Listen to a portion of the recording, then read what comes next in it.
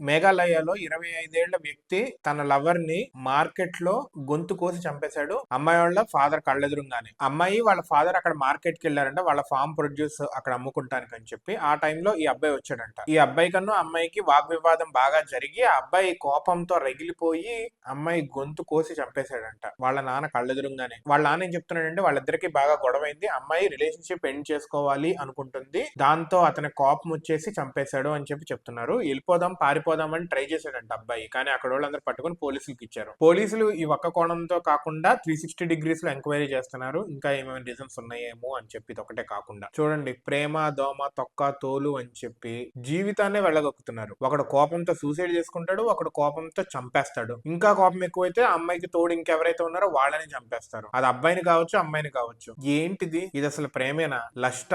అట్రాక్షనా? అబ్బాయికి 25 ఏళ్ళు అంట. 25 ఏళ్ళు వచ్చిన తర్వాత చంపేదాకా వెళ్ళాడు. ఇంకా టీనేజ్ కూడా కాదు. 25 ఏళ్ళు వచ్చిందంటే ఒక బాధ్యత రావాలి. ఆ టైంకి పెళ్లి చేస్తే పిల్లలు కూడా పుడితే ఒక ఫాదర్ అవుతారు లేదా మదర్ అవుతారు. ఒక ఫ్యామిలీని they should be taking care. వాళ్ళ పేరెంట్స్ ని కూడా కేర్ తీసుకునే ఏజ్ వచ్చేసింది. 25 years అంటే గనక ఏం జరుగుతుందో తెలియట్లేదు, ఎటు వెళ్తుందో అర్థం కావట్లేదు. డెవలప్మెంట్ అనేది మనం ఒక 10 ఆర్టికల్స్ చూస్తుంటే ఈ చావులు హత్యలు చంపటాలు అని చెప్పి 100 ఆర్టికల్స్ చూస్తున్నాము దేశం మొత్తం. మన కళ్ళ ముందుకే ఇన్ని వస్తున్నాయి అంటే కళ్ళ ముందుకు రాని ఇంకెన్ని ఉన్నాయి. ఒకడు మతం అని కొట్టుకుంటాడు, ఒకడు ప్రేమను కొట్టుకుంటాడు, ఒకడు ఆస్తి గొడవలను చంపుకుంటారు. చంపటమే, వార్నింగులు లేవేమి లేవు, ఇక చంపటాలకే వెళ్ళిపోతున్నారు. సినిమాల ప్రభావమో తెలియటం లేదు, ఈ షార్ట్ ఫిల్మ్స్ ప్రభావమో తెలియటం లేదు, వేరే కంట్రీస్ నుంచి వస్తున్న న్యూస్ అక్కడ నుంచి వస్తున్న ప్రభావం తెలియటం లేదు. లేకపోతే ఒక్కొక్కళ్ళ మైండే ఇలా విక్కుడుగా తయారైపోతుందా? పోయింది లవ్, వదిలేరా బాబు, ప్రశాంతంగా చేసుకో.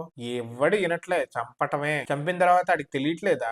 ఆడు తాగేసి చేస్తున్నాడే, డ్రగ్ దీంట్లో చేస్తున్నాడో తెలియదా? చంపితే వాడి కోపం అప్పటికి పోద్ది. తర్వాత ఆడంతా బొక్కలో ఉంటాడు, జైల్లో ఉంటాడు, తుక్కుగా కొడతారన్న విషయం తెలీదా? సావండి, ఎటు ఏం చేస్తారో తెలియదు. మీరు మాత్రం ఈ వీడియోలు చూసి ఇంకా వీడియోలు ఏమైనా ఉంటే కనుక మంచి వీడియోలు చూసి మంచిగా తయారవ్వండి. కానీ ఈ సినిమాలు చూసి సినిమాలకు ఎఫెక్ట్ అయ్యి అదే విధంగా ఏంటంటే బాంబు ఎలా తయారు చేయాలి ఇట్లాంటివి కూడా వచ్చేస్తున్నాయి వీడియోలు ఇవన్నీ. అదే విధంగా ఎలా చంపాలి, ఈ క్రైమ్ సీన్స్ క్రైమ్ ఇవన్నీ ఎక్కువైపోయి కొత్త ఐడియాస్ చంపడంలో కొత్త ఐడియాస్ వస్తున్నాయి. కొంతమంది బరి తెగించిన వాళ్ళు పబ్లిక్ గా చేస్తున్నారు, కొంతమంది ప్లాన్ వేసుకొని చేస్తున్నారు. ఆ అమ్మాయి ఎవరో హనీమూన్ అని చెప్పి తీసుకెళ్లి మొత్తం అక్కడ వేసింది మ్యాప్ అబ్బాయికి హస్బెండ్ కి. అది ప్లాన్ ఫెయిల్ అయింది అనుకో. ఈ అబ్బాయి చూడండి మేఘాలయాలో కళ్ళ ముందు చేశాడు. ఇట్లాంటి ఎదవలు ఉన్నంత కాలం ఏం చేయలేము. ఎదవలు ఉంటారు, ఇలాంటి వాళ్ళని డెవలప్ కానికుండా చూడాలి. దట్ ఈస్ వాళ్ళ స్కూల్స్ లో కానీ వాళ్ళ ఇళ్లలో కానీ ఇవన్నీ వాళ్ళు పెరిగిన ఎన్వైరన్మెంట్ ఎలా ఉంటుందో అనేది మేజర్ గా అదే రిఫ్లెక్ట్ చేస్తుంది. వాళ్ళ ఫ్రెండ్స్ సర్కిల్ ఇదంతా. వాడు మంచోడైన ఫ్రెండ్స్ అందరూ ఎదవలైతే కనుక వీడు ఎదవ కింద తయారయ్యి ఫైనల్ గా వీడే చంపుతాడు, వీడు ఇంకా పెద్ద ఎదవ అవుతాడు. So be careful. మీ తోబుట్టువులు అన్న తమ్ములైనా అక్క చెల్లెళ్ళైనా పిల్లలైనా ఎవరైనా కానీ వాళ్ళ ఫ్రెండ్ సర్కిల్ ఎలా ఉందో చూడండి. That defines the persons personality.